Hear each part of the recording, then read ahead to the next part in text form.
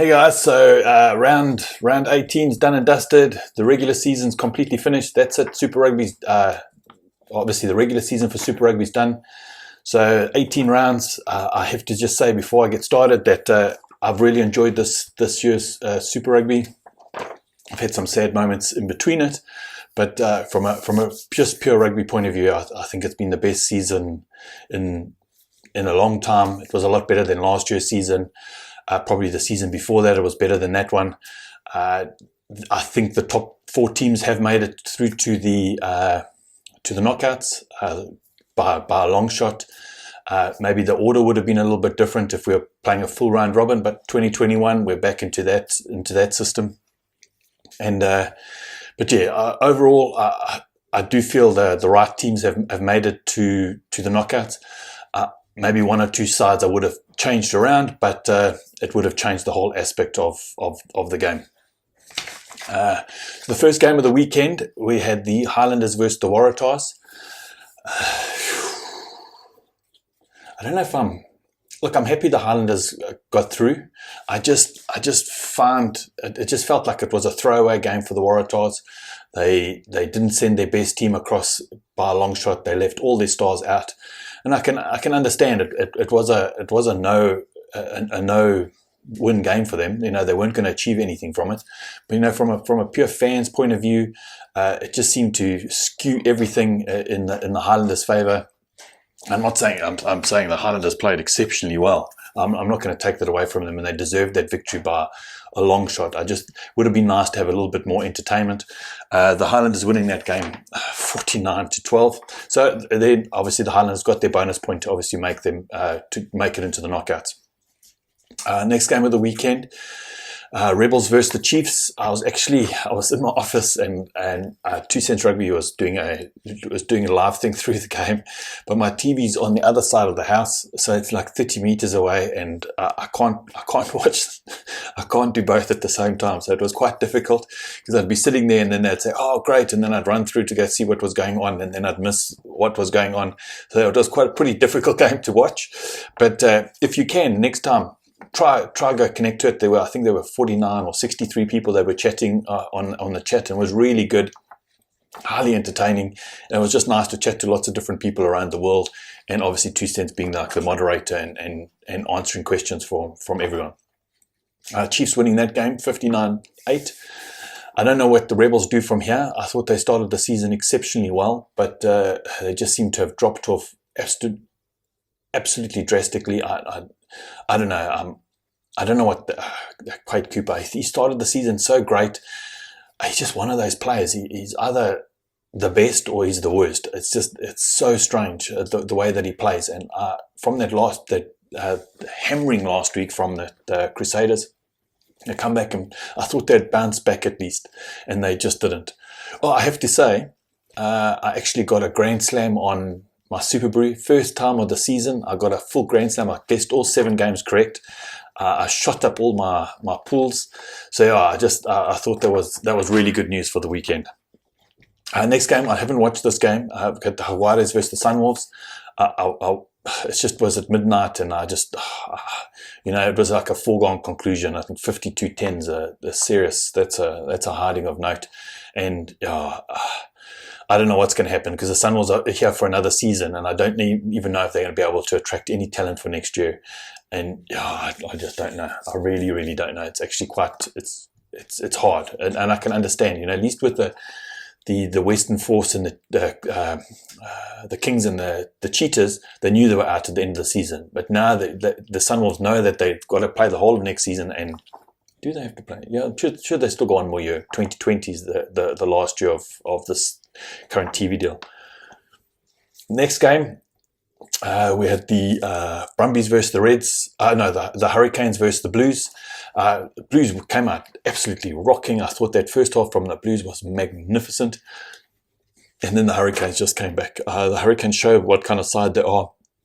They've got the firepower off the bench. They are. I still think they're the biggest competition to the Crusaders, even though they've been smashed by the Crusaders this year. I just still think that they're the team that could really give the Crusaders a run for their money. Maybe the Jaguares too. It's just there's a lot of travelling for the Jaguares, and it looks like the Crusaders may have to stay where they'll be staying where they are. So yeah, Brumbies winning that game 40 to 27. Brumbies had an exceptionally good season, good structured side. They play structured rugby, which is pretty refreshing for Super Rugby. And I'm not talking Basham kind of rugby. I'm talking structured rugby. There's mauls and set pieces and things like that. But it was good. It's not like bad. Next game of the weekend was the Stormers versus the Sharks. When I was watching the game, I thought, it's not too bad. It was very physical. I just felt there was just no contesting at the break point. So there was always lots of defenders up, and we just had these one-off runners. Dalende, who obviously also was kicking quite a bit. Who's the inside centre for the Sharks? The big guy. Esterhazen. They were just bashing up. The same with the Dupree's, just bashing up. I thought Robert Dupree didn't have such a great game. I really don't like the way that he controls the game. I think he got a little bit better near the end, but in the beginning, it just these kick throughs. It wasn't a pretty game. And I found with the Stormers and the Sharks, there's no plan B. There's actually no plan A even. It's just bash. And it's a little bit frustrating because if I look at the Sharks, they've got an exceptional back three. You've got Sabu and Corsi, he's a Springbok, Makazolo and Pimpy, he's a try scoring machine, and Fayasi, he's a new player, so I'm not really a fan with the name. Very, very good. And they just need to create a little bit more space. And then you got Arm, who's probably still rated as probably the best outside centre in South Africa. And these guys just aren't getting the ball. And the one time they get the ball in the 82nd minute, they score a try. I feel for the Stormers because they look like they had that game in the bag, and they lost it right at the end. Pushes the Sharks up to playoff spot. Then we get to, and I think the score was 12-9.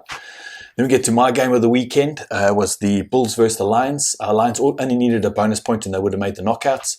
That Bulls side, they came out absolutely rocking. I thought it was an exceptionally good game from the Bulls. It was actually an exceptional game from both teams. They played exceptionally well. It was such beautiful, expansive rugby. It was fast. It was physical. The breakdown was intense. That Marco van Staden, they were competing for the ball. Whereas I found the Stormers and the rugby, the Sharks game, no one competes. I just don't understand why no one's competing for the ball. And yeah, both sides were competing for the ball. They were after that ball. The breakdown was intense. Oscar Snyman had a brilliant game. I just thought everything clicked for the Bulls on the day, and they were the better team on the day. But I'm going to say this, I thought the Lions were the second best team of the day across all the South African sides. And it is quite sad that, not to besmirch the Stormers and the Sharks, you got to take your chances when they come, but I think it would have been fairer if the Lions got through and one of the other sides didn't. That's just my opinion, because I still think that the Bulls and the Lions were probably our best chance of making some playoffs. But you never know. The Sharks play that kind of ugly rugby that frustrates a lot of teams, and they can also pull out a victory in the end.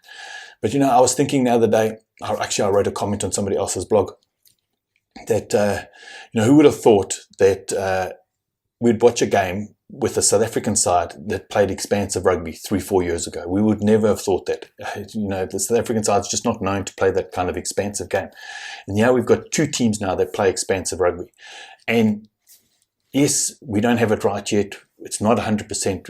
We're nowhere near the level of New Zealand, but we're getting there. And it'll take some time. I honestly do believe that. We've got some wonderful stars coming through. If you watch the under-20s and you watch Cravenwick, which is coming up fairly soon, you'll see these stars that are coming up, these young players that are coming up. And with the new contracting system, with the new contracting system, these new players are going to be able to be blooded. They'll be able to stay in South Africa for a hell of a lot longer, and I think there's exciting times ahead. But I've just got to say something. I was doing some research before the show just to see what's going out there, and every single report I see, it's all about how pathetic, how we're going to lose next week. The South African sides are going to lose completely, and maybe we do. Hey, but come on, guys, flipping hell. It's been less than 24 hours and we're already talking like this. We're already talking about losing. We are watching on the Rugby Pass, some guys saying, that the South African sides haven't improved actually. Whereas I did the maths and we actually have. It just frustrates me that it's less than 24 hours and we're already being knocked down. And I'm tired of it. At the end of the day, I've got no problem saying that New Zealand, they've got the best Super Rugby sides and they deserve everything that they have. They've got 4 sides in the knockouts and they fully deserve it. I've got no problem saying that the Jaguares are probably the best team in the backs by any team in Super Rugby, and I'm even talking the Hurricanes. I just think that Jaguares side is phenomenal, and I've got no problem saying that. I've got no problem saying that the Brumbies play probably the best structured rugby in the competition, and playing them at home is hard. And when they were on song, playing their structured game, and they get their ascendancy, they're going to be hard to beat. But I don't need people to come around and knock the sides before we've even played. It just frustrates the hell out of me. That's my rant for the day, because at the end of the day, I'm still going to support my sides before next week. I'm still believe they're going to win, and at the 80th minute, when we've won or lost, then I'll accept it. But at the moment, our team still have the opportunity to win, and I'm just frustrated. I'm just frustrated at people talking about the death of Super Rugby. When this year's competition was better than last year's competition, or the competition before. And as somebody who watches it, I've enjoyed it. And a lot of people that I follow and I speak to, and a lot of people who have commented, have said exactly the same. But people keep on harping on about it's the death of Super Rugby. Super Rugby's dying. Super Rugby's changing. That's all it is. It's just changing, and it just frustrates me. Sorry guys. That's my rant for the day. I fully apologize. It just gets my back up. And normally I'm like super positive about South African rugby. It just frustrates me when everywhere I look, people are just knocking a Super Rugby, a South African rugby, Southern Hemisphere rugby, and it frustrates the hell out of me. I've even got no problem saying that the Premiership is probably the best rugby that's played competition-wise, where you don't know what's going to happen in the world. I honestly do believe it. The Premiership is probably the closest rugby competition out there, much closer than Super Rugby. Super Rugby, we have the top teams and we have the bottom teams, whereas in Premiership, everyone's a lot closer, and I've got no problem saying that. Sorry guys. So obviously we've got coming up the playoffs next week. I'm going to do a video this week about specifically about the playoffs, but we've got the Crusaders are going to be playing the Highlanders. It's going to be pretty hard for the Highlanders to beat the Crusaders at home, considering the Crusaders haven't lost a game at home in a long time. But yeah, anything could happen. The Highlanders a couple of years ago, or a few years ago, they went on a complete run in the quarterfinals and they won. So it can happen. Next game, we've got the Jaguares versus the Chiefs. The Chiefs are, from the start of the season, we were all writing the Chiefs off, let's be honest.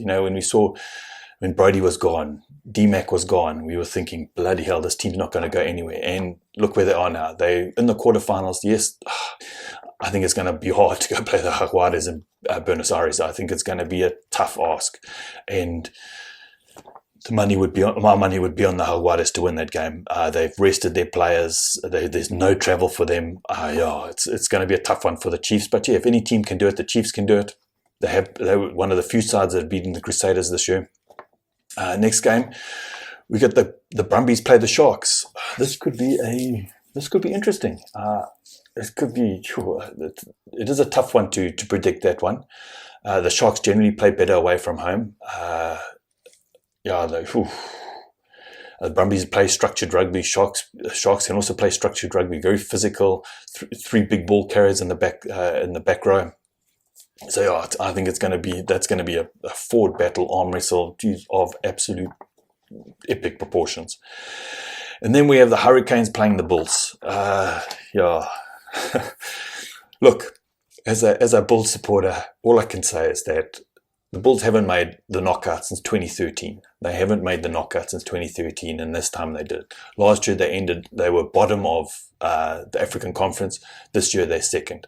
I think they ended up with over 40 points, which is pretty impressive for the Bulls side. They've got a lot of players leaving next year, so they're going to be rebuilding again. But that Bulls side, what I liked about them, they ran out on the field and they were smiling and they enjoyed the game.